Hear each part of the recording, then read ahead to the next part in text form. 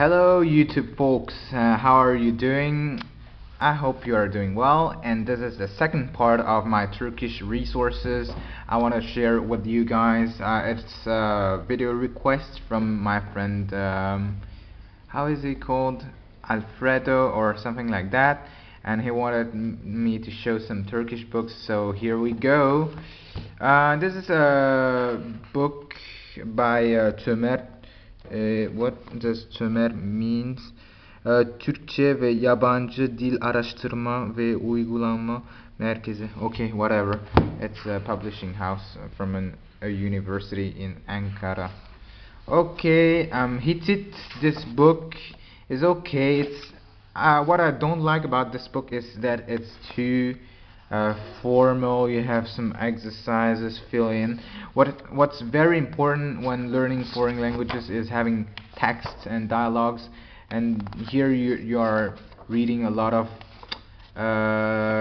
isolated words like a bed, how to say a chair, a window.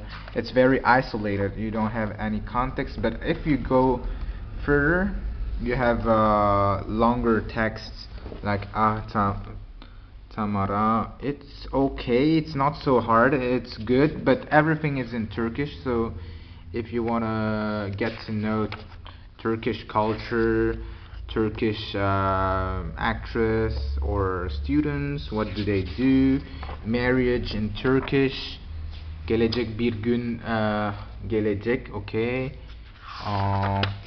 Okay, so this I would definitely advise this book when you have a kind of foundation built through teach yourself or ASML and to complete your knowledge with this book. So this is okay, and I will focus just on text and not on those, I don't know, other exercises. I think it's not so useful to focus on other exercises because our brain retains words through content, and if you can manage to listen and to read a lot, you will finally get used to the sound, and those patterns will go into your head, and you will you will understand. Here is farklı dünyalar. It means different worlds, so you can understand a little bit culture from Africa, Arab countries, Mongolia, and so on through Turkish. So it's interesting. Yeah, I think topics are very interesting. Okay, let's speak about something else. If you go to Turkey, I would advise you to go to DNR, this store, DNR, a music book store. I went to this store in Antalya, but you can go in every city, Ankara, Istanbul, Eskişehir. I think it's all over the country, so you can go there and buy some Turkish resources. I bought some children books, so let's see. Those children books are from Atlas Publishing House, I think, but I have not written those books yet. Those are little stories in Turkish. It's kind of a little bit hard for non-native to get all the conjugations down, but okay, if you read a lot you'll get used to it. I think it's not so interesting for people who are not just grown up people to read about those tales or whatever, but it's good for vocabulary. Sometimes you can learn a lot from children books about vocabulary. Okay, so I bought some books. Okay, let me show you other resources. Those are resources from Phono Yayınları, and as you can see, it's a bilingual book. It exists in French, Russian, English, German, Spanish. So one side Turkish, one side Spanish or so forth, and it's hard to show you. One side as in French, and the other side is in Turkish. I think it's okay, but they made some mistakes in French and Turkish, so you gotta you gotta pay attention when you read that. So I think you gotta pay attention when you read those series of book, but definitely good. I bought it for €5 in Turkey, or €4 each, so it's okay. Yeah. After, I would advise you to buy some novels for kids. I haven't started those novels yet, but you can see here çocuk, which means kid, and it's hard to read actually when you learn some languages that are very unrelated. Like learning European languages is easier, but when you learn Turkish, maybe you have to invest more time to get the vocabulary, and also to know how people speak and how phrases are constructed. And yeah, you can buy those çocuk books if you want. Those books are okay, and this is a book about Atatürk, which changed a little bit this Turkish society. Okay. Yeah. After that, you gotta read a lot of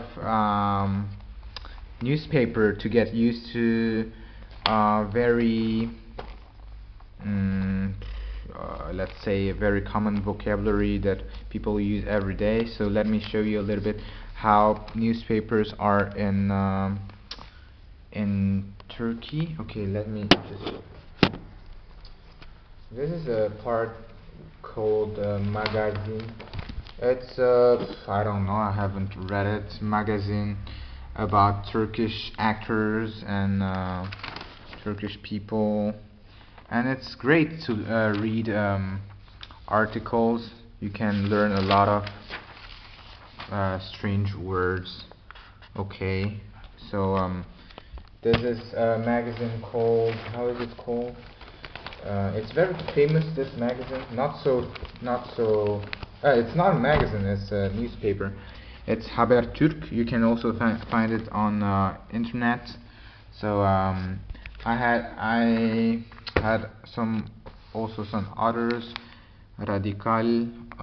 This is, yeah, newspaper for Turkish. I just got it for free when I went to DNR. When you buy something, they just give you some newspaper. This is another. Okay. And then a last one I took in the how should I say, on the plane. Okay, so I don't know, I haven't read it yet because I'm busy with other resources for Turkish. But you see that resources for Turkish are not limited. If you go to Turkey, you can buy a lot. As far as dictionaries are concerned, I bought this dictionary from Asimil, Turkish to French, French to Turkish. It's okay. I think I used it a lot for my textbooks, and I think it's great, but not enough. Definitely not enough, because it's limited content. But for everyday use, it's okay. It's very good. And inside it, you have a blue part, and I cannot focus it, and a blue part for examples, and a bold black one for the word. Okay. And next, but not okay, magazines, very very important. You gotta find magazines about what you like. This is a magazine in Turkish, and I like to travel, so although I don't travel a lot, but this is okay. You can read about what you like. This is very important. Balayı otelleri, it's honeymoon hotel, and so on. So this is good. This is another one about traveling.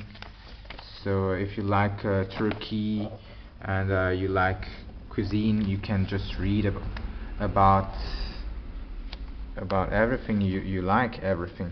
Reading is actually very important to acquire a lot of vocabulary. Actually, reading, and this is called travel leisure. Bodrum'dan Fethiye'ye en güzel sahil adresleri. I don't know. I got it in when I was in Turkey, and this skylife is very good. If you go on Turkish Airlines, you can get it, and it says your complimentary copy alabilirsiniz. Alabilirsiniz means you can take it. It's for free, and I learned a lot from this book. So typically, what I would do with a magazine. Actually, this is the first time I do it with Turkish. So maybe, for example, I want to read something about Saudi Arabia in Turkish, about their culture and all that stuff. So typically, what I would do is select. This is, by the way, a bilingual book, so it's okay. It's good because you have one side. Like one side Turkish and one side English. So and what I did is that every time I was studying something, well, I would write it in just in a notebook, or not notebook, but somewhere where you find in a book if you want, or whatever. You just write it, and you look under. You leave some space to write the words you don't know, and then yeah, you try to read it again and again, and to write it once or twice. This helps to retain words, and I did it a lot of times. Like, okay, well, the words you don't know, you just write it here, and this is a text. Yeah, and I did it a lot. So copying down text and with the vocabulary in the at the bottom. I did it a lot for Turkish, so you can see here. And as always, as I explained, you gotta to get track of your time. You just write you write the date, and you see how many minutes you invested each day, and you can sum it up. And for example, for this magazine, I have been studying 25 hours, so you can see each day and minutes. Okay, this is just something you can do. It's just to see how many minutes or hours you invested in your language studies. And so when people ask you how long have you been studying for, I can see it on the date, but I can also sum up the hours, and I can say for instance, last week to this week I've studied 1 hour or maybe 3 hours of Turkish, and so on. And last but not least, a friend of mine lent me this book. Okay, this is Deyimler. It's an expression dictionary. So if you want to understand some expressions that you don't understand, you don't get it, if you don't have it in the dictionary, you can just look it in this book. Okay, and yeah, this is also a very famous character in Turkey, so if you can read that, it's great. Yeah, he also lent me this book. And yeah, if you have time, you can also read about Istanbul in your native language, or whatever city you like in magazines, and I think it's great. So those are all my resources.